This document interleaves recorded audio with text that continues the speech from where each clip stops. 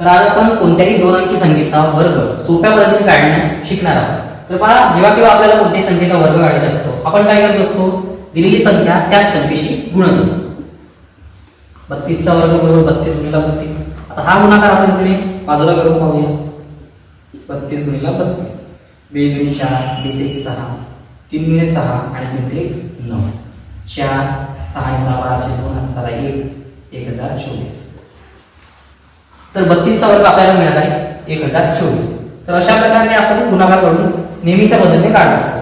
तर ह्या पद्धतीमध्ये वेळ फार जात असतो आणि आपल्याला स्पर्धा परीक्षेमध्ये वेळच फार कमी असतो.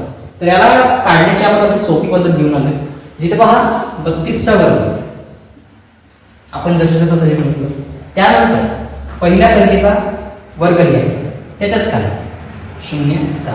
आता 2 चा वर्ग आपल्याकडे 4 असतो, त्याला आपण 2 अंकात लिहायचं 0 4. 2 चा वर्ग 4 लिहिला काय आणि 0 4 लिहिलं काय 7च. त्याच प्रकारे 3 चा देखील वर्ग लिहायचा 0 9. आता दिलेल्या सर्व संख्यांचा गुणाकार करायचा. 3 1 3, 3 2 6 आणि 6 गुणिले 12 आणि एक अंक सोडून गुणाकार त्यांच्या खाली लिहायचा 12.